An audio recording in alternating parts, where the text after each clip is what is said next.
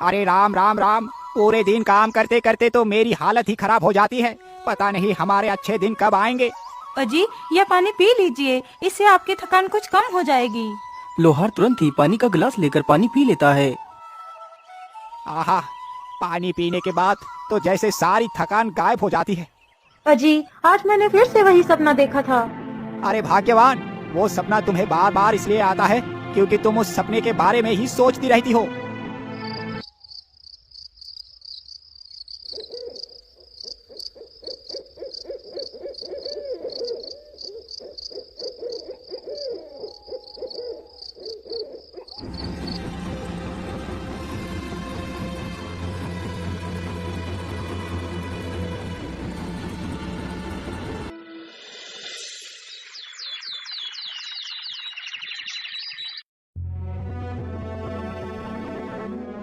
अरे भाग्यवान, अब और कितना सोओगी?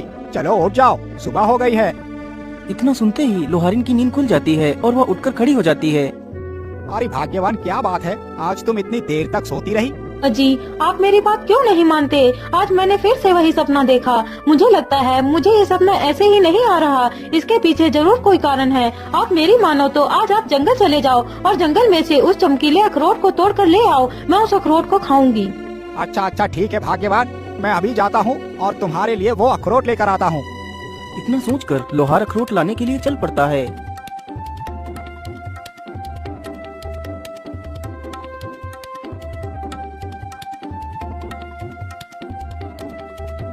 लोहार चलते चलते जंगल में काफी दूर निकल जाता है और उसी जंगल में पहुंच जाता है जहां पर वह अखरोट का पेड़ था। मैं तो चलते चलते काफी दूर निकल आया हूँ, लेकिन अभी तक अखरोट का पेड़ तो दिखा ही नहीं मुझे। लगता है यहाँ पर कोई भी अखरोट का पेड़ नहीं है। भाग्यवान का ये कोई भ्रम ही होगा। चलो अब मैं वापस चलता हूँ, लेकिन यहाँ तक आने का तो कोई भी फायदा नहीं हुआ। मैं ऐसा करता हूँ, थोड़ा सा और आगे चलकर देखता हूँ, हो सकता है कि वो अखरोट का पेड़ वहीं पर मिल जाए। इतना सोचकर लोहार जंगल में आगे बढ़ता है। अरे वो पेड़ कैसा है? कहीं ये तो वो अखरोट का पेड़ नहीं है। चलो इसके पास चलकर देखता हूँ। लोहार जैसे ही उस वृक्ष के पास पहुंचता है तो देखता है उस पेड़ पर सचमुच एक सुनहरा अखरोट लटक रहा था। अरे वाह वाह, इसका मतलब भाग्यवान का सपना एकदम ठीक था। यहाँ पर तो सचमुच एक अखरोट का पेड़ है और इस पर तो सुनहरा अखरोट भी लगा है। चलो जल्दी से मैं इसे तोड़ लेता हूँ। इतना सोचकर लोहार तुरंत उस अखरोट को तोड़ लेता है। अरे दुष्ट युवक, तुमने मेरा सुनहरा अखरोट क्यों तोड़ा? अरे गिलहरी बहन, मुझे माफ करना, मुझे नहीं पता था कि ये अखरोट का पेड़ आपका है, नहीं तो मैं इसमें से अखरोट कभी नहीं तोड़ता। लेकिन तुमने ये अखरोट तोड़ा क्यों है? गिलहरी बहन, मेरी पत्नी प्रत्येक दिन अपने सपने में इस अखरोट के पेड़ को देखती है जिसमें ये सुनहरा अखरोट लगा हुआ होता है। फिर लोहार अपनी सारी कहानी उस गिलहरी को सुनाता है। लोहार की सारी कहानी सुनकर गिलहरी को उसके ऊपर दया आ जाती है। अच्छा ठीक है लोहार भाई, तुम इस अखरोट को ले जा सकते हो, पर हाँ ध्यान रखना, जब तुम्हारी पत्नी इस अखरोट को खाएगी तो उसे 2 जुड़वा बच्चे पैदा होंगे। जब वह बच्चे 20 साल के हो जाएंगे तो उन्हें यहीं पर लेकर आना। मैं उन दोनों का भविष्य तय करूँगी। गिलहरी की यह बात सुनकर लोहार बहुत खुश हो जाता है। गिलहरी बहन, आपका बहुत बहुत धन्यवाद। इतना कहकर लोहार अपने घर वापस लौट जाता है। घर पहुंचकर सारी कहानी अपनी पत्नी को बताता है। लोहार की बात सुनकर उसकी पत्नी बहुत ज्यादा खुश हो जाती है और जल्दी से उस अखरोट को तोड़ती है और उसे खा लेती है।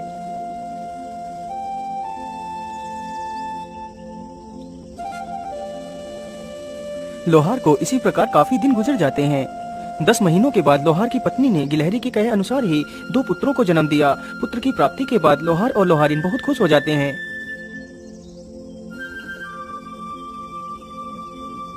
धीरे धीरे वह दोनों लड़के बड़े हो रहे थे। लोहार का बड़ा लड़का बड़ा ही कुटिल तथा दुष्ट स्वभाव का था, जबकि उसका छोटा बेटा बहुत ही दयालु तथा प्रेम बांटने वाला था। एक दिन की बात है, लोहार का बड़ा बेटा कान्हू एक धनुष बाण उठाता है और जंगल की तरफ निकल पड़ता है।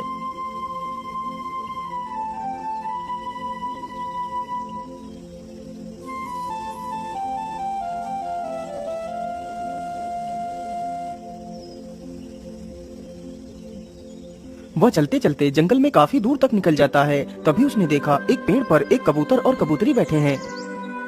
अरे वाह, शिकार तो सामने ही है। चलो जल्दी से अपना धनुष संभालता हूँ और इन पक्षियों पर निशाना लगाता हूँ। तीर जैसे ही कमान से छूटता है तो सीधा जाकर कबूतर के लगता है। कबूतर तुरंत ही जमीन पर गिर जाता है। अरे दुष्ट, तूने ये क्या किया? तूने मेरे पति को तीर क्यों मार दिया? मैंने तेरा क्या बिगाड़ा था? अरे मूर्ख चिड़िया, तू अपनी जुबान कुछ ज्यादा ही चला रही है। रुक, मैं अभी तुझे मजा चखाता हूँ। इतना कहकर वह अपना तीर उस कबूतरी के ऊपर तान देता है। रुक जाइए भैया, आप ये क्या कर रहे हैं? आखिर आप इन मासूमों को क्यों मार रहे हैं? आखिर इन्हें मारकर आपको क्या मिल जाएगा? तू हट जा प्रेम, आज मैं इस चिड़िया को जीवित नहीं छोड़ूंगा। नहीं भैया, इस चिड़िया को मारने से पहले आपको मुझे मारना होगा, तभी आप इस चिड़िया को मार सकते हैं। चल चल ठीक है, तेरी वजह से आज मैं इन दोनों को जीवित छोड़ रहा हूँ, नहीं तो आज मैं इस चिड़िया को मार ही डालता। इतना कहकर कान्हू वहाँ से चला जाता है। अरे आपको तो बहुत ज्यादा चोट आ गई है, रुको मैं तुम्हारा तीर निकाल देता हूँ और तुम्हारे घाव के ऊपर दवाई लगा देता हूँ, जिससे तुम जल्दी ही ठीक हो जाओगे। फिर प्रेम कबूतर के तीर निकाल देता है और जल्दी से कुछ दवाई की पत्तियां तोड़ता है और कबूतर के घाव पर लगा देता है।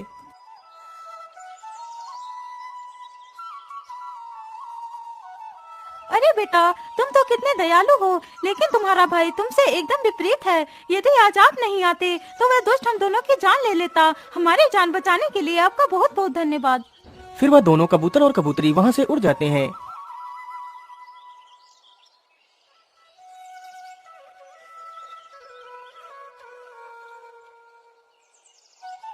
अरे बेटा, आज तुम दोनों को मेरे साथ जंगल में चलना है।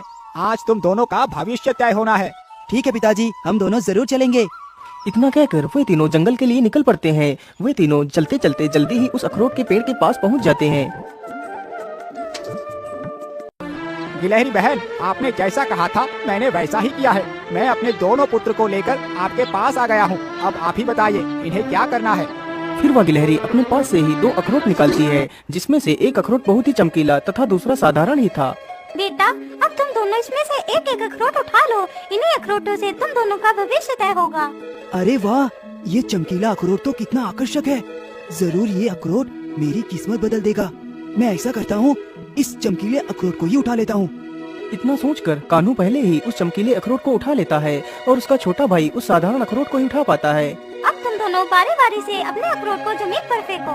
गिलहरी की यह बात सुनते ही कान्हू अपना अखरोट जमीन पर फेंकता है। अखरोट जमीन पर गिरते ही अखरोट के 2 टुकड़े हो जाते हैं। उस अखरोट में से एक सफेद रंग का शाही घोड़ा निकलता है, जिसकी पीठ पर एक तलवार बंधी हुई थी। अरे वाह, ये तो कितना शाही घोड़ा है और इसकी पीठ पर तो एक धारदार तलवार भी है। इस तलवार से तो मैं पूरी दुनिया को जीत सकता हूँ। इतना सोचकर कान्हू उस घोड़े पर सवार हो जाता है। पिताजी, आप दोनों घर वापस आ जाना, मैं चलता हूँ। फिर कान्हू अपना घोड़ा लेकर वहाँ से चला जाता है। उसके बाद प्रेम भी अपना अखरोट जमीन पर फेंकता है तो उसके अखरोट से एक चमकीला पत्थर निकलता है। बेटा, तुम इस पत्थर को अपने पास ही रखना। इस पत्थर से तुम किसी भी मृत जीव को जीवित कर सकते हो। इसके बाद वे दोनों वापस अपने घर के लिए चले जाते हैं। लेकिन पिताजी, भैया अभी तक घर वापस क्यों नहीं आए? वो तो हम दोनों से पहले निकले थे। हाँ बेटा, मुझे लगता है कि कान्हू कहीं घूमने के लिए चला गया होगा। तुम चिंता ना करो, वो जल्दी ही आ जाएगा। पिताजी, अब तो रात हो गई है, अब तक तो भैया को आ जाना चाहिए था। इसी प्रकार बेचारे तीनों कान्हू की राह देखते देखते सो जाते हैं।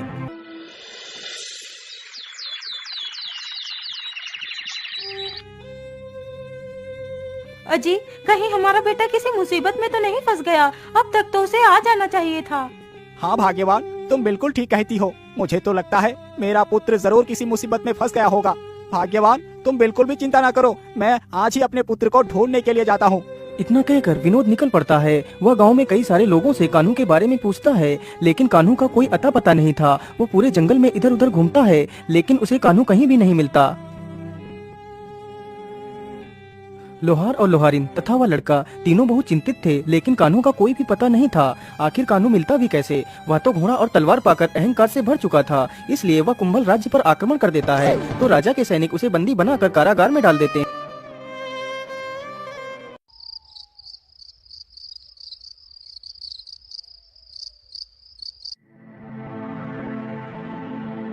महाराज, हमारी पुत्री तो विवाह की योग्य हो चुकी है, इसलिए हमें अपने पुत्री के लिए योग्य वर ढूंढना चाहिए।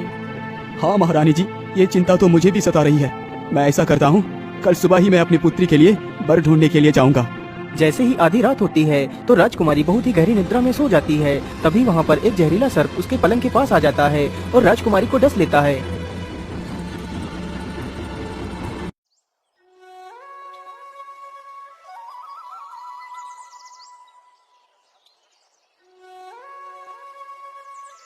अरे पुत्री उठ जाओ, सुबह हो गई है, तुम इतनी देर से सो रही हो।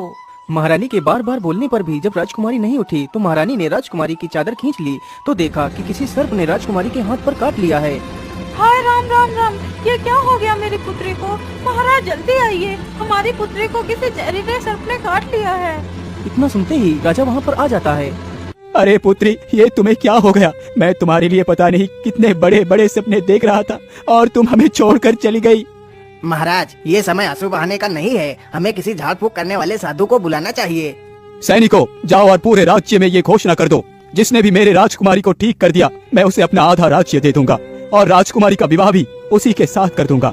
राजा का आदेश होते ही सारे सैनिक पूरे राज्य में घूम घूम कर घोषणा करने लगते हैं। सुनो सुनो सुनो, राजा की पुत्री को एक जहरीले सर्प ने काट लिया है, जिसकी वजह से राजकुमारी की मृत्यु हो गई है। यदि कोई इंसान राजा की पुत्री को ठीक कर देगा तो राजा उसे अपना आधा राज्य दे देगा तथा राजकुमारी का विवाह भी उसी युवक के साथ कर देगा। सुनो सुनो सुनो, राजा की पुत्री को एक जहरीले सर्प ने काट लिया है, जिसकी वजह से राजकुमारी की मृत्यु हो गई है। यदि कोई इंसान राजा की पुत्री को ठीक कर देगा तो राजा उसे अपना आधा राज्य दे देगा तथा राजकुमारी का विवाह भी उसी युवक के साथ कर देगा। लोहार के बेटे ने जैसे ही यह बात सुनी तो वह मन ही मन बहुत ही खुश होता है और सारी बात अपने पिता को जाकर बता देता है। अच्छा ठीक है पिताजी, अब मैं चलता हूँ। इतना कहकर प्रेम वहाँ से निकल पड़ता है और जल्दी ही राजमहल में पहुँच जाता है। महाराज, यदि आपकी आज्ञा हो तो मैं राजकुमारी को जीवित कर सकता हूँ। हाँ हाँ युवक, क्यों नहीं? अभी तक तो इतने सारे लोगों ने कोशिश की है लेकिन कोई भी मेरे पुत्री को ठीक नहीं कर पाया है। अब तुम भी प्रयास करके देख लो। राजा की आज्ञा मिलते ही प्रेम अपना वही चमत्कारी पत्थर निकालता है और राजकुमारी के माथे पर उस पत्थर को स्पर्श करा देता है। पत्थर के स्पर्श होते ही राजकुमारी के अंदर फिर से प्राण आ जाते हैं और राजकुमारी पुनः उठकर खड़ी हो जाती है। यह देखकर सभी लोग खुश हो जाते हैं और बड़े ही धूमधाम से दोनों का विवाह करवा देते हैं। अब तो प्रेम खुद एक राजा बन चुका था। महाराज, आज आप इतना दुखी क्यों लग रहे हैं? क्या बात है? कुछ नहीं राजकुमारी जी, आज मुझे मेरे भैया की याद आ गई थी। पता नहीं वो कहाँ होंगे और किस हालत में होंगे। मैंने उन्हें ढूंढने की बहुत कोशिश की लेकिन वो कहीं नहीं मिले। फिर प्रेम अपनी सारी कहानी राजकुमारी को बताता है।